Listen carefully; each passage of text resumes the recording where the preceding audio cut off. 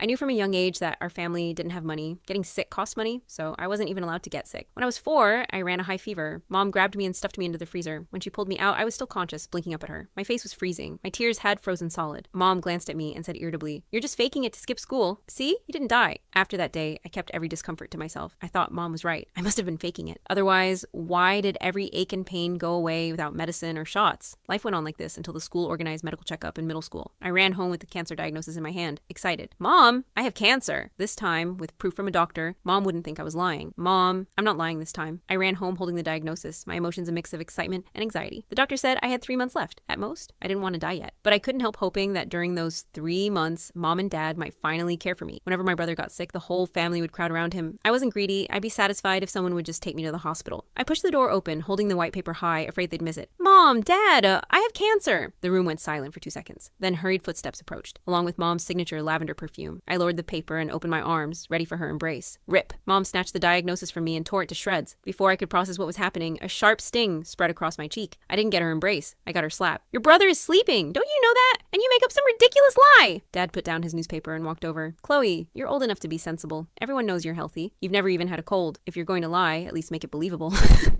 I covered my face and pointed at the shredded diagnosis in the trash. But the doctor said Mom and Dad had already turned away, discussing my brother's meal plan. "Felix has lost weight again. That $700 monthly meal plan clearly isn't nutritious enough." Dad looked worried too. "But the next tier costs $1,500. We really can't afford that." Mom suddenly turned to me. "The hospital is recruiting volunteers for a new drug trial. They specifically need healthy subjects. It pays $50,000 per person." I was going to volunteer myself, but we're both too busy with work. I understood what Mom was implying. Hope flickered in my chest. If they needed to verify the volunteer's health, then Mom and Dad would finally find out I wasn't lying. "Mom, let me be the volunteer." Dad immediately chimed in. "You're so considerate of your brother. You know Felix has always been frail. As his older sister, you need to be understanding." Mom gave a cold laugh. "Trying to earn points after admitting you lied? Fine, I'll give you this chance." She pulled a red, round pill from her pocket and gestured for me to swallow it. "Lucky I work at the hospital. Saves us all that annoying paperwork." I didn't take it. I looked closely at the pill. "Mom, don't I need a checkup first?" Mom frowned. "What checkup? You're always thinking about spending money. If you're not healthy, nobody is." Dad glanced at my brother, a sturdy boy, coughed once, took the pill from Mom, and grabbed the water glass from the table. Ignoring my resistance, he shoved it into my mouth. Why waste words on a kid? Felix just coughed. "Go check if he's catching a cold." I choked, unable to speak. Mom pulled me into my room and locked the door. "I already disinfected your room. Just stay put. The observation period is 3 days. After that, you'll come to the hospital with me. If you behave, I'll get you takeout." My head was throbbing. I wanted to tell Mom I didn't feel well, but the words wouldn't come out. I pounded on the door, forcing out a faint sound through gritted teeth. "Mom, Dad, please help me." But then came a loud bang as someone kicked the door from the other side. Dad's last bit of patience was gone. "You drained all the nutrients from your mother in the womb. That's why your brother's health is so bad now? And you dare complain? You clearly don't see what you've done wrong." Mom gasped. I thought they'd finally found the diagnosis